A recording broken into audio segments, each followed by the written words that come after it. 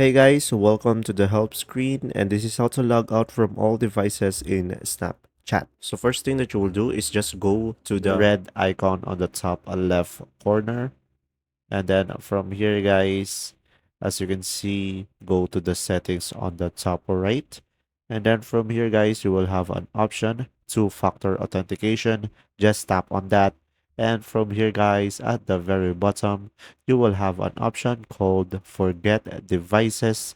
So just tap on it guys, and then from here, when you tap on that, you will have here all of the devices that you are logged into, and you can just click forget all devices.